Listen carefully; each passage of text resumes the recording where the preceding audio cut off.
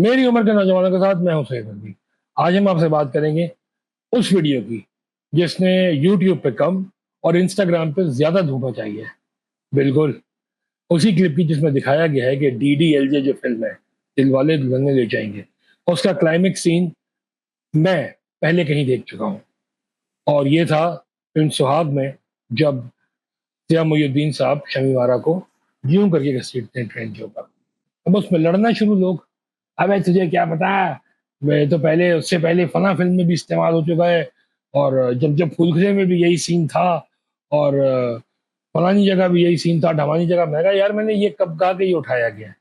मैंने ये कहा कि मैं कहीं सीन पहले देख चुका हूँ। जब जो फूल खिले मैंने देखी ही नहीं थी। वो इसलिए नहीं देखी थी क्योंकि उसमें शशि कपूर और नंदा थे। शशि कपूर उस फिल्म में नंदा के सामने उनके बेटे लग रहे थे, तो मैंने फिल्म देखी नहीं, जबकि उसके गाने बहुत अच्छे थे। अब जब लोगों ने शोर मचाया तो मैंने वो एंड का सीन देखा, वो क्लाइमेक्स का सीन और ये क्लाइमेक्स का सीन। यार, जिसने भी कंपैरिजन निकाला ना, उसकी अजमत को सलाम है। उसमें नंदा ट्रेन के पीछे भाग रही है, शशि कपूर जहाँ खड़े हैं उसको पकड़ा हुआ है उन्होंने, ट्रेन के हैंडल को। मुझे माफ कर दो, मुझे माफ कर दो। और ये उनको देखा जा रहा है, और उसने देखा कि आखिर में एक कोना आ रहा है जहां से वो गिर सकती है, तो वो खींच लिया ऊपर उनको। ये सीन था। ऐसा कोई नहीं था कि वो भाग रही है ट्रेन के साथ और एक जालिम समाज टाइप का कोई पीछे खड़ा हुआ है, जैसे उधर अमरीश पुरी खड़े थे, पाकिस्तानी फिल्म में नदीम खड़े थे। ऐसा कुछ नहीं था। और उन्हें हाथ पकड़ा और जियामुद्दीन साहब ने खींच लिया। जियामुद्दीन और शशि कपूर एक इंग्लिश फिल्म में काम भी कर चुके हैं, बॉम्बे टॉक। अब आप सोच लीजिए, शशि कपूर पहले ये कर चुके थे, लेकिन वो वैसी चीज नहीं थी। हाँ थी। और भाई, आंखें खोल के किताबें पढ़ा करो यार। ट्रेन का जो कॉन्सेप्ट होता है ना, वो ये नहीं होता कि वो पाकिस्तान रेलवे या इंडियन रेलवे पे चढ़ गए, शताब्दी पे चढ़ गए।